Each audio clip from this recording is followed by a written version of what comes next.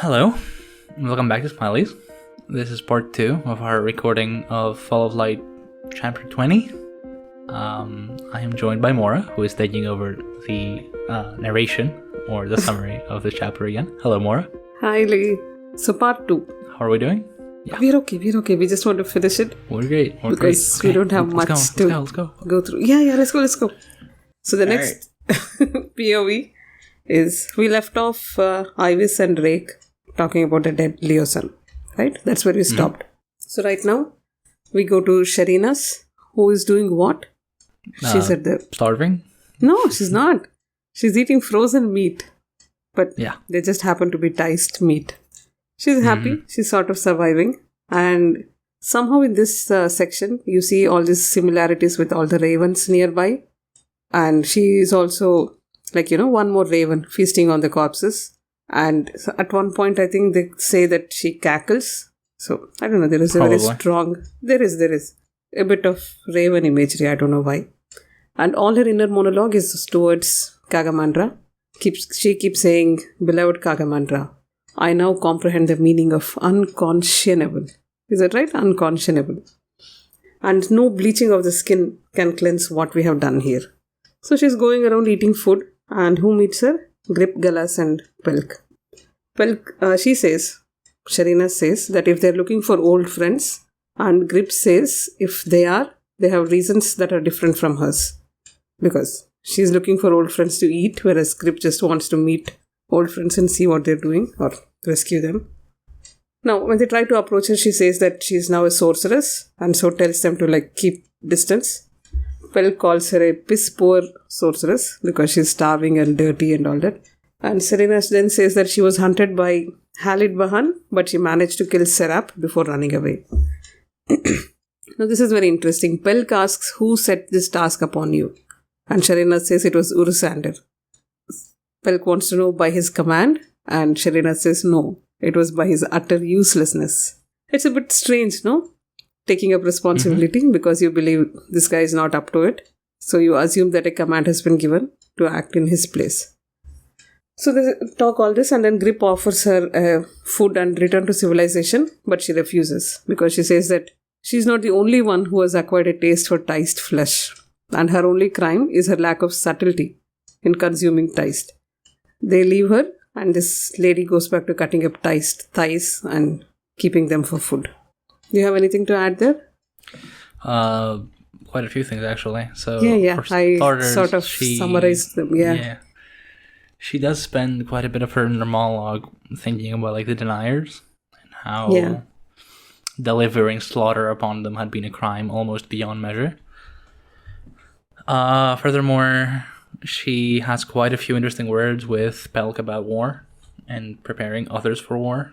The maid orphans of you all, and then showed you the tits of the only teats of the only bitch left, and her name was War. That's a pretty cool quote. Yeah, we're not going to spoil anything. Yeah, we'll just leave it there. No, I'm not saying anything. I'm just saying it's a cool quote. Yeah, pretty much.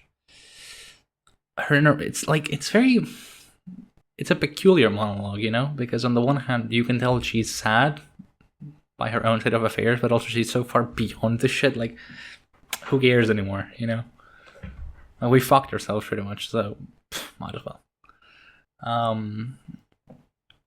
It's also because it's sorcery, and it is very blunt. There's no subtlety here when it comes to sorcery. And she concludes, "Darling of mine, I have reached such a noble state that even dignity tastes like raw meat." Which is just... Yeah, she says all that, yes. Thank you. Yeah. Moving on. Next is Gripp, who tells Pelk that he thinks they have seen the future. And Pelk tells him that it is also the face of the past. And so what is savagery? It's nothing but that statue we saw in that chapter, where it is just fangs upon its own tail, and there is no escape. Now, for some reason, Gripp thinks that even if they find Anomander here, there would be no point in returning him to their estate because Anderist would have already left Tula Keep by then. He just feels it. He knows it without any proof. So then they are supposed to take Anomander to the citadel. Oh, yeah, no, sorry. They're supposed to take Anomander into the current of affairs or whatever is happening. They have to go with the flow, which will invariably lead to Karkanas and battle. Right? So as they're talking, they come upon the house blades of Draconis. Yeah. One of the sentinels recognizes Gripp from fan reach and takes him to meet Anomander, Ivis and Brood. Now Anomander and Gripp go away to talk. He's very upset that Gripp has left his new wife.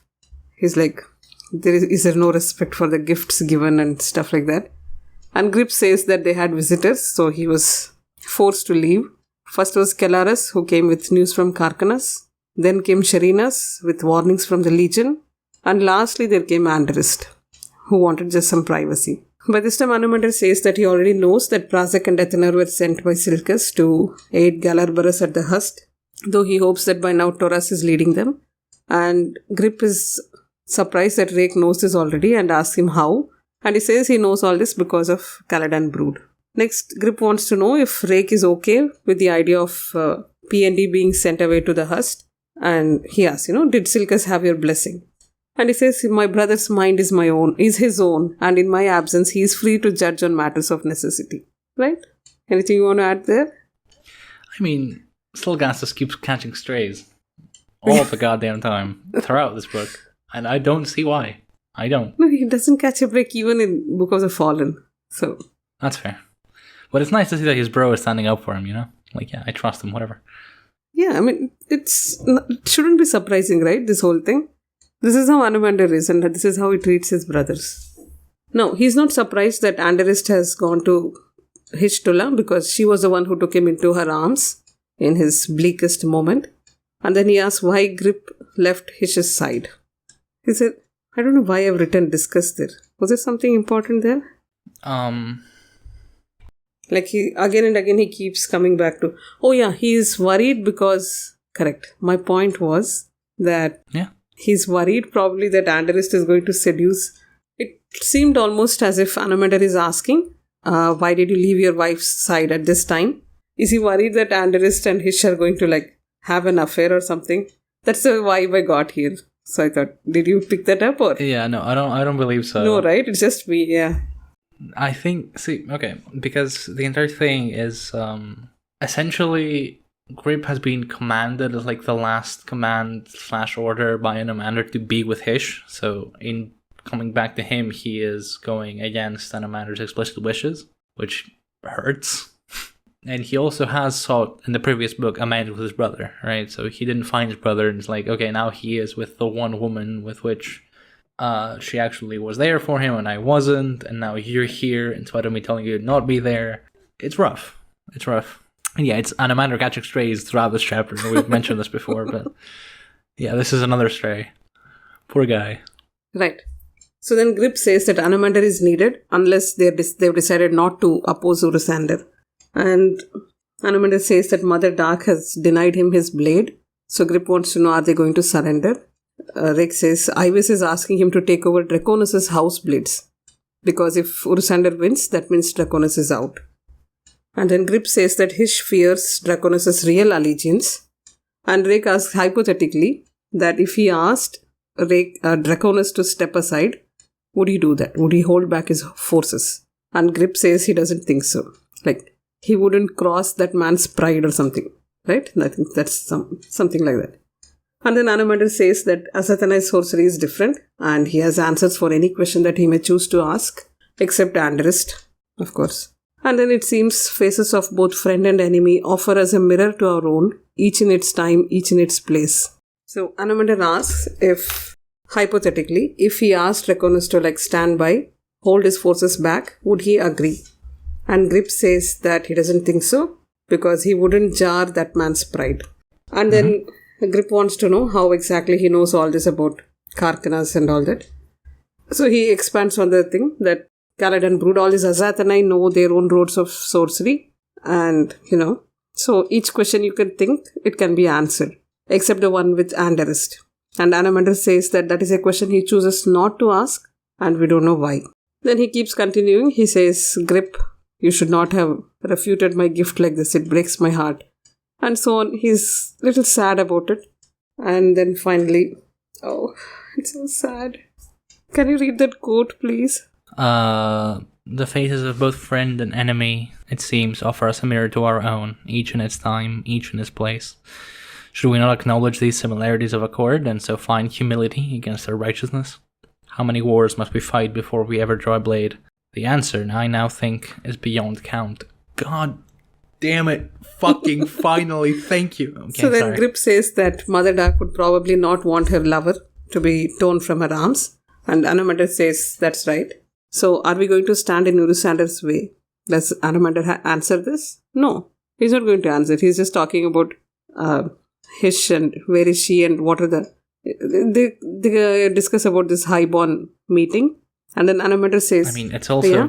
Sorry. It's also like a very overt jab at Gripp, who's like, Mother Dark wouldn't allow her lover to go away, but you did. You're here. Why are you here? Yes. So yeah. And then they talk about the Hust Legion. And Anomander says that you should not trust so much. You can't trust the Hust because they're convicts and there is no reason for them to be loyal. And since we finished this chapter, I think we can safely say that Anomander is like so wrong. Right. So, and he says, I think this is relevant for Book of the Fallen, but he says something like, if the Hust Legion should have an instant, united in their congress, it shall burn with such refusal as to sear our souls. Is this relevant somewhere down the line? Maybe. I mean, the only instance I recall of the Hust Legion in the Book of the Fallen being mentioned is when they seal Thorvald Demalaine. Yeah. Presumably at Anomander's command. So I guess that in that sense it's relevant. But more so, I think this refers to the swords themselves, not really the okay. The people. The Legion, the Legionnaires, the people. Yeah. And yeah, okay. Next chapter also deals with the Hust Legion. Spoilers. But for the most part, the dice don't understand how this works. They don't understand, or we don't understand, or we had Henrold somewhat explained to us in chapter 15, and we still don't understand how this works. So they are simultaneously giving the benefit of like sentience, or at least some increased understanding to the swords and armor, while also decrying and demeaning the wielders of said swords and armor. Because the dice are bastards, but Anyway, yeah. More about the next chapter, which Right. So, how just in between, because we were talking about unblinking regard of history, there is just one throwaway line where they're both talking. I mean, they're just standing there without talking, and overhead the stars cast down their unblinking regard. Why does Erikson have to write like this? Like, I don't know. Why does he go so above and beyond? Then I think Anomander talks about Dracon's Keep, which is now a burned ruin. It was destroyed because of him at his invitation. Mm-hmm. And then he asks Gripp if he's got the sorcery to himself. And Ivis is like, oh, not Ivis. Why am I thinking of Ivis here? Gripp says no, and is thankful that he doesn't have the sorcery. Anomander says that probably he has to go search out and claim some magic for himself, just so that it can act as one more shield. But not yet. There's still time. But not yet. Yeah. And they say that... Okay, quick note. Yeah? I think we saw it earlier with Silgas asking, like, Grizzin, what's the quickest path to sorcery, right? And Grizzin's like, no, you don't want to do this. Yeah. You don't want this. So, yeah. We do know that eventually Anomander obviously has to awaken to sorcery. And we know that his sorceress escapades don't necessarily bode well with Mother Dark. So, this is just more foreshadowing of the bad shit that's going to happen after, the events, rather. After the events of this chapter, and at some undefined point in the Book of the Fallen, which we don't know when yet. Yeah. So yeah, Gripp thinks that as the first son of darkness, maybe it's like a given that he's going to get some sorcery. And Anomander says that the title is more a curse than a gift. So he's relieved that it doesn't come with anything along with it. So then he asks, what are we going to do? When Hunral unleashes his magics, what are we going to do? And Anomander says that they have a Satnai on their side too. So it's not going to be that bad. Mm-hmm. And then he asks, he says that, he knows that Caladan Brood's magic is not subtle. And even knowing that he invited it. So anyway, then they say, I think they talk about, Anomander says that Caladan Brood offers him an end to this civil war. How exactly? By destruction or by advice? And Anomander says that he is still undecided what kind of advice to give him to end the civil war. And then Anomander says that Gripp should not come to the battle, and he must convince Hish to stay back. Her uncle is good enough to lead the Houseblades, and so he will even command them if needed. And Gripp Gallas obviously gets angry and says, "Do you think we will ever forgive you if you do such things? Do you think Hish will ever forgive you?" And then immediately he thinks, of course Anomander knows. He knows and he still accepts it because he wants them to live. Sadness. Yeah. Right. Oh boy. Okay. If you would excuse Please, me. So yeah. you said that it's not Kaladin would offer advice, it's that he's undecided in how to bring about the end, because he has one of two ways, Gripp thinks. Either like wise words and advice and diplomacy, or willful destruction and the unleashment of sorcery, like in Dragon's Keep. And Anomander's like, well, I don't know if he knows yet. I think he's still thinking about it. Like, what's he gonna do? Is he gonna blow up the whole place, or is he gonna try to talk us down? Oh, okay. I thought it was the other way, right? And we can kind of see why he's done neither, because we have seen what happens when Azathanai meddle, right? We have seen what happens when someone shatters the Draconis, when someone shatters the balance. Other Azathanai come to answer, and that's how you get Forge of Darkness. So yeah, it's not a great idea. You know what happens when Azathanai meddle and whatnot. The other thing I wanted to mention is, well, obviously, like Selkas is catching more strays, duh. Because of course he is. I want to stay a bit on the conversation about like Draconis and will he hold his forces back and whatnot. I think this is one of the very few times where I can definitively say Anomander has the right of it. The fact that he asks, and he I think has asked Ivis as well, seems to imply that he knows that he won't. Like Draconis won't give up his Houseblades unless like forced to, because, well, he disavows this war entirely and would not see his Houseblades die for no reason. But furthermore, he finally understands, partially, what Mother Dark meant when she said, you know, don't draw a sword. And he goes, like, how many wars must we fight before we draw a blade? Beyond count. Of course, now it's too little too late, right? It's way past time for diplomacy. You missed the point when you should have had the point. Unfortunately, the time for all of that's well past. It's telling that Anomander finally gets it, you know? It's step one, maybe not step one, we're past step one, I guess, but he's finally on the road, I think we mentioned this earlier in the last recording, into becoming the Anomander you know in, like, the Book of the Fallen, right? Which was not the case in Forge of Darkness. Yeah. So, in that sense, very good. Me gusta. What languages are you talking? Italian. Va bene. Bene. Yeah, okay. Okay. I'll stop, sorry. So, yeah. Right. Should we continue? Yeah, of course. Right, so the next one is quite small and quite cute. It's once Caladan Brood goes to bed, Ivis and Pelk catch up. They know each other from before. And during the Forulkan Wars, they've had a brief affair, but they seem to have moved on now. Pelk says that she has no regrets, but Ivis says he has plenty. And Pelk says that what you miss is the way you were before heartbreak, and so you can't get that back. And then she says, you went and almost died. I think he says that. But then she says, I got careless. Who did people do? Now, anyway, Pelk says that she's with Kelaris now. And Ivis says that he's in love with somebody who is above his station, who is a hostage. And Pelk tells him that he's a fool, you know, for always... I don't know, she says something... Doesn't she mention about Gripp, who was taken up by Hish? Yeah, by Hish. She reached down and... it's sort of gross, but she's making a bigger point. Yeah. And then she proposes a drink to their youth. Ivis toasts to fools, and Pelk says to every fool who felt like dying, but didn't. And as he smiles, Pelk feels completely at peace. It's a nice little quiet scene, one of the quiet ones. Yeah. You want to add something there? So for all who don't remember, because it's been a while. It's been a week. It's been 1 week. It's been a week. Yeah. Pelk has dextrocardia. Oh, yeah. Which means her heart is on the right side. And she has a scar beneath her left breast where her heart would be. And a lot of her inner monologue, which speaks to Galaris, is how difficult her heart is defined and, you know, whatnot. So the heart is never where you expect it or something, yeah. And in this way, her words about, you almost went and died.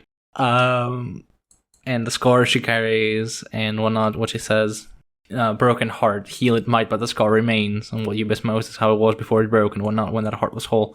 She literally has a scar where her heart was. Or was supposed to be. So, she takes the metaphor, makes it very much real, which is something Alex likes to do. So, for all who don't remember, that's a neat note. And also, I really like the dialogue, the back and forth between the two. Yeah. It's very nice. I regret nothing, not even not dying. Oh god, yeah. You know what? If I start quoting, this summary would just be the entire chapter, because there's so many good lines in this. I think by this time, Erikson was in peak form. Now, the next one, because we had something happy, so we need to have something sad. And then we have to have something sadder. So this is a sad one. It's Wreneck's POV. And Surgeon Proc is talking about infant sustenance. He has a theory that other than mother's milk, what a child needs is a mother's touch. Wreneck says that he does touch and stroke her hair for Korlat because the mother doesn't do all that. But Proc insists that no, the mother's touch cannot be replaced. Then Sandalat shouts at Proc and says that the babe is not some feeble starveling, and Korlat has only one purpose, and that is to protect her brother. Proc suspects that she's feeding the child something else, and she says that need is power. She speaks of that, and Proc doesn't understand.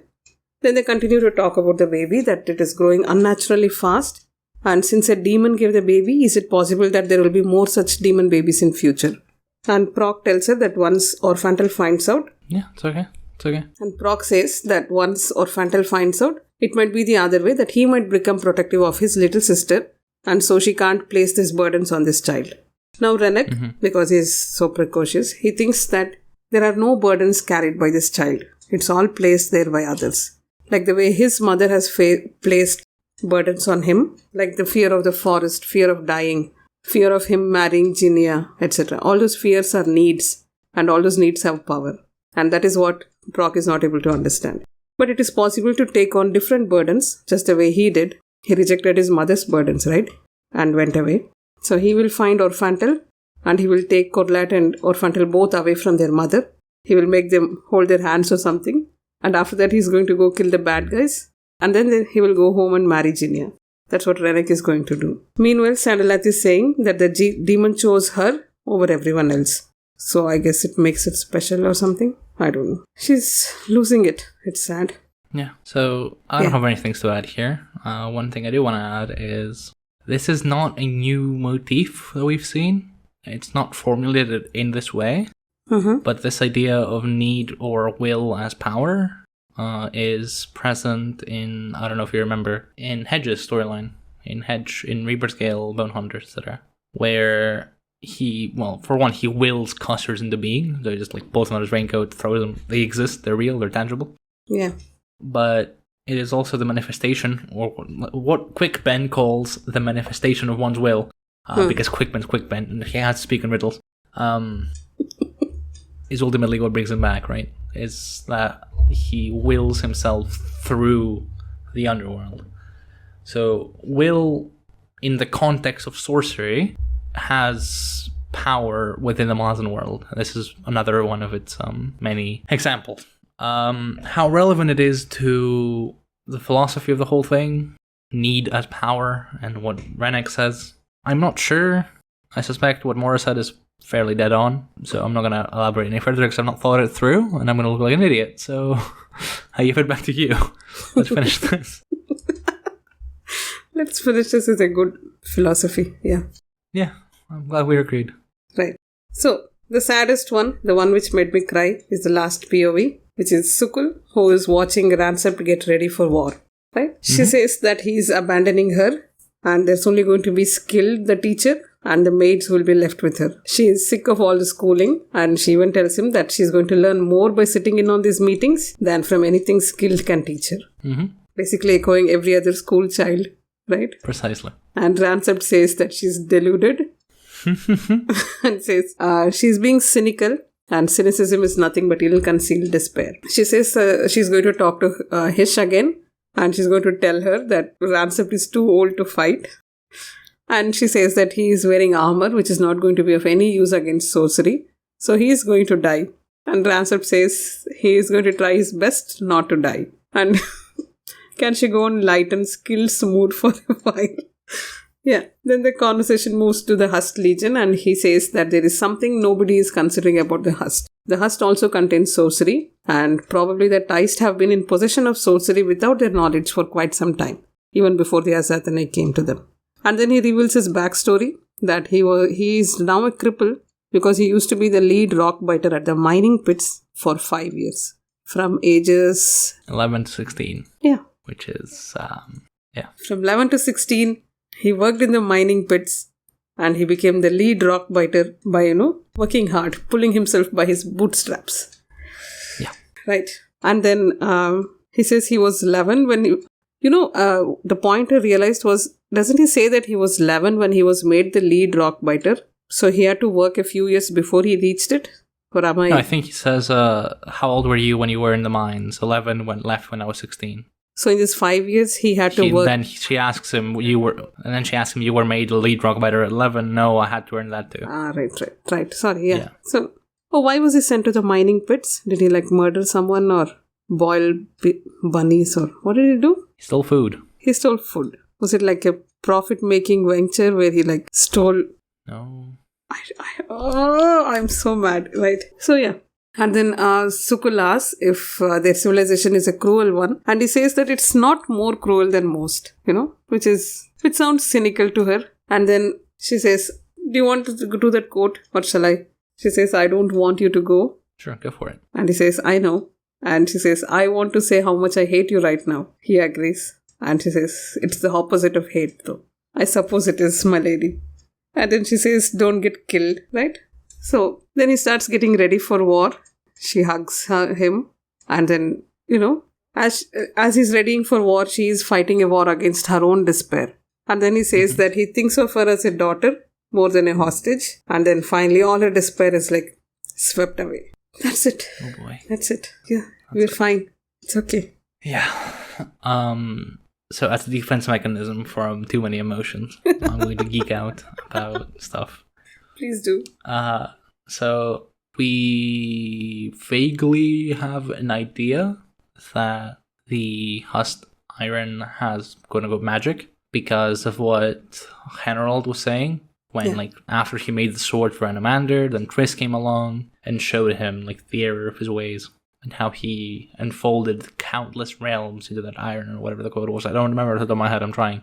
And I'm going to go even further back to, Dust of Dreams, right? Where Sagtrok, the keychain, what was it? The assassin?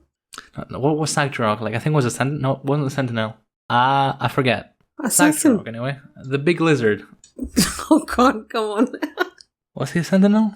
I thought he was the assassin. The assassin's guru. Kill hunter. He's just a kill hunter. Oh, is he? Really? I'm dumb. Whoops. Sagtrok is a hulking male Kichain Shamal kill hunter who served along with Guntmach. Sorry. Great bloke. Yeah. Top notch. Anyway, he says in Dust of Dreams that, when that basically, in a chain abstraction kind of way, because they don't take things literally, all sorcery is life and all life is sorcery. So in that sense, whatever the Teist Iron realms that were enfolded into it and whatnot could be considered sorcery, it could be considered powerful in some sense, in the context of some vague understanding of what constitutes sorcery, because Cruel's Warrens aren't the first kind of sorcery, right? From Draconis talking shit about Capital Dream, for instance, that the Divers ritual is older than Cruel's Warrens, and thereby Rastus holds. So magic existed in the world prior to Cruel's, ritual. So basically what I'm getting at is the Teist don't know what they're tapping into. They don't know what this magic is, what it does, what it wants. They don't understand, and in that lack of understanding, they fail in humility, right? That is one of the things that, the Shake boys said, right? That not knowing carries with it the benefit of humility. The Teist don't have humility. They treat the Hust Iron as how do I put this?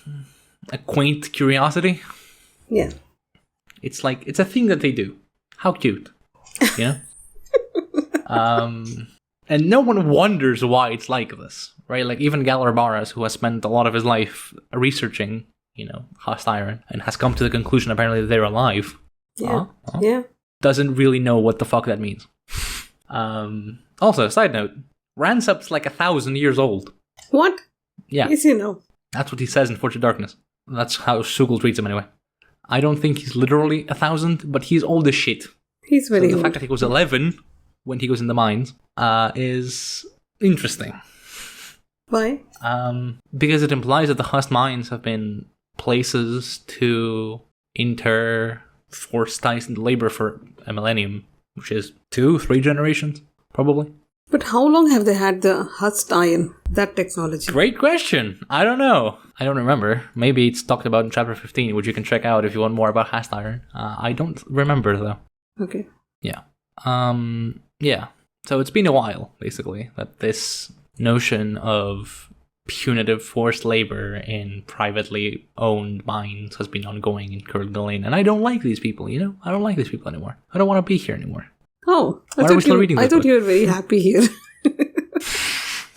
So there's another mine with another mining prison where slaves have been sent for a long time in a different empire, in a different era. Yeah, certainly, no doubt. Yeah. Doesn't it sound very like Erickson is like ripping off his own stories? Okay, we don't have video, so we can't like convey that we are being sarcastic here, but yeah. Why is he repeating the same theme over and over again? Yeah, we've seen this before. Come on, dude. Yeah. Come up with a new idea for once. Yeah, Right. Okay, I think we are done. Should we wind up? Yeah. Unless you have more. I don't believe we have more. No, we shouldn't have more. So we have. Anyway. Is chapter 21 a small one or a big one? I'd say it's like about the same size. Oh no, really? Fine. Maybe it's a bit smaller, but not by much. Okay. No problem. That's the next episode, so I'll be back. And I hope I'm a little more oriented. Right. So, thank you very much for listening, because you can't see us, unfortunately. And we will be seeing you next time. Yeah. Bye. Good night. Thank you.